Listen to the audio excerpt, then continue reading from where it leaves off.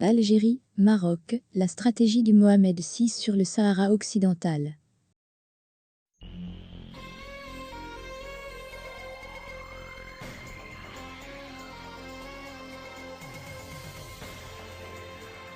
Dans un contexte de tension avec l'Algérie et d'impasse dans le dossier du Sahara occidental, le discours du roi du Maroc à l'occasion de l'anniversaire de ce qui est appelé la Marche verte était forcément très attendu. Mais samedi soir, Mohamed VI n'a rien dit qui puisse faire avancer les choses.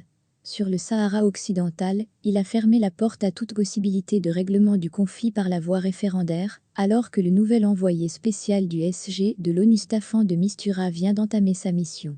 Dans un contexte de tension avec l'Algérie et d'impasse dans le dossier du Sahara occidental, le discours du roi du Maroc à l'occasion de l'anniversaire de ce qui est appelé la Marche verte était forcément très attendu. Mais samedi soir, Mohamed VI n'a rien dit qui puisse faire avancer les choses. Sur le Sahara occidental, il a fermé la porte à toute possibilité de règlement du conflit par la voie référendaire, alors que le nouvel envoyé spécial du SG de l'ONU Staffan de Mistura vient d'entamer sa mission. Concernant l'Algérie, il a complètement ignoré ses accusations portées 3 jours plus tôt contre l'armée marocaine d'avoir assassiné 3 de ses ressortissants aux frontières entre le Sahara occidental et la Mauritanie.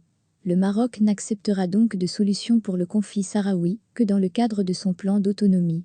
Le roi l'a réitéré sans ambages, le processus politique en marche est voué à mettre en place une solution définitive fondée sur l'initiative d'autonomie, sous souveraineté marocaine.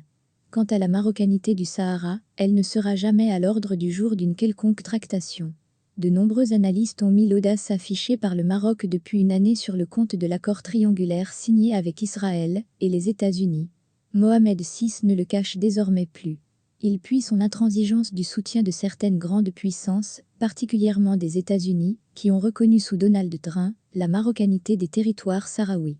La décision souveraine des États-Unis d'Amérique de reconnaître la souveraineté pleine et entière du Maroc sur son Sahara constitue un sujet de fierté pour nous, dit-il, tout en allant jusqu'à menacer l'Union européenne.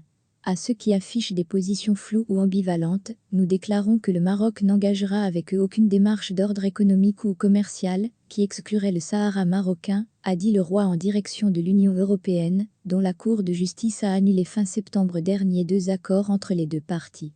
Pour l'Algérie, Mohamed VI a répondu sur un seul point, celui de son appel au retrait des forces marocaines de la zone tampon de Guerguera, qu'elles ont occupée en novembre 2020, ce qui a amené le Front Polisario à se retirer du cessez-le-feu en vigueur depuis 30 ans. Pour lui, ces forces armées marocaines n'ont fait que restaurer la libre circulation des personnes et des marchandises dans cette zone. L'Algérie exige le retrait des forces marocaines de Guerguera pour un retour au cessez-le-feu au Sahara occidental. En revanche, le roi a ignoré l'affaire des 3 Algériens tués à la frontière entre le Sahara et la Mauritanie. Mercredi 3 novembre, la présidence algérienne a accusé l'armée marocaine d'avoir lâchement assassiné 3 chauffeurs de camions algériens en usant d'un armement sophistiqué et promis que cet acte ne restera pas impuni. Le roi n'en dira pas un mot, pas même des condoléances aux familles des victimes.